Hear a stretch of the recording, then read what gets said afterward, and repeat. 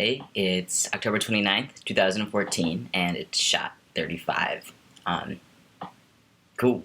It's also Science Neat, and last night was Story Collider, which was really incredible, and I told my story for the first time, a story about me transitioning and, in science and being in the Philippines on stage for the first time at Story Collider, and it was, wow, it was amazing. It was really good. It was really fun. It was really intense.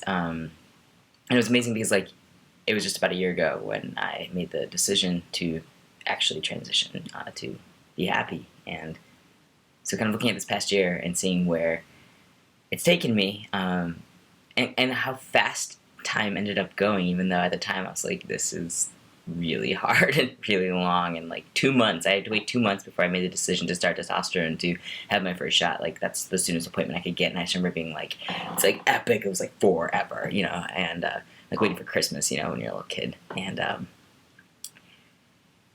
but yeah, that all happened. I came out to everybody. I started testosterone. I went to the Philippines. I went everywhere. I was in DC. I went to conferences all over the United States.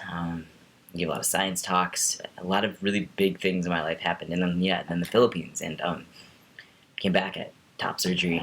And now it's October of the next year. And, I just told my story in front of a whole auditorium full of people. But it was good. And I couldn't be happier. And everything's kind of falling into place. And it's beyond awesome, in the actual sense of the word.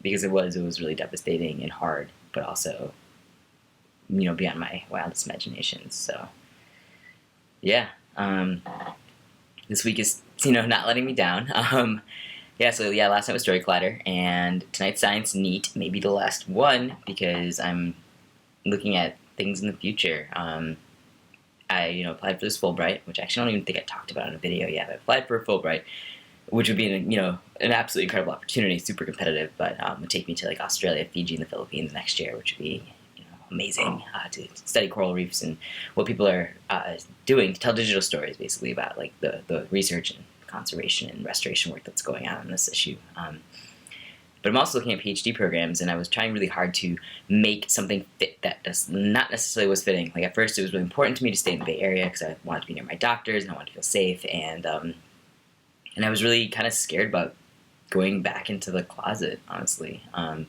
or being killed, right? And so I was looking at programs near here, and then I started I wanted to go to the best program, so I found the best guy, and he will not get back to me, and I was trying to figure out what I was doing wrong, but and then I changed my scope a little bit and started looking at smaller programs, started looking at newer professors. I found someone who was on the East Coast who seemed really promising, and we had a really awesome conversation, which I found out that we went to rival high schools, and then I looked him up online, and I was like, oh my gosh, we went to rival high schools at the same time, we're the same age. I was like, so it's that little timeline ticking in the back of my head where I'm try not to freak out about getting older, but whoa, this guy has his own lab. And so, so that happened, and I was trying to make it fit in my head. I was I can move to a small town on the East Coast, right? I can make it happen. And anyway, though,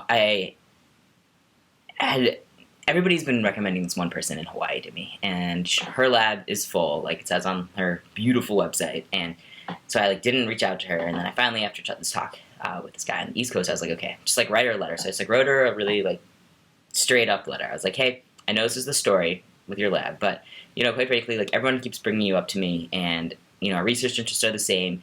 I really like your science communication footprint. Here's what I do. Here's what I want to do. And I've got a lot of irons in the fire for next year. So who knows? Maybe we can work together sometime. What's going on? And ball gets rolling. One thing leads to another, and we have a Skype conversation. And I seriously, it's 2 seconds, and we're both just right here. She's I can bounce ideas off of you. I'm usually get 150 people emailing me, but I never thought it'd be possible to meet an advisor for my PhD who really had the same drive and passion towards science communication and creative science communication, really into arts and stuff too, alongside doing the research that is exactly what I want to do, which is look at coral gene response to climate change factors and coral disease and stuff like that. And so she's got an amazing community, great lab.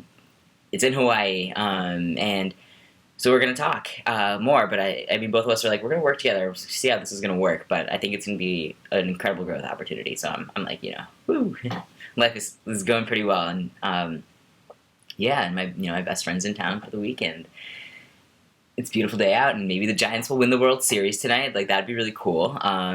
It'll be a little crazy, but really cool. And yeah, I think that's it. I'm happy still. Yeah, it's like how I end every video. But yeah, see you next time.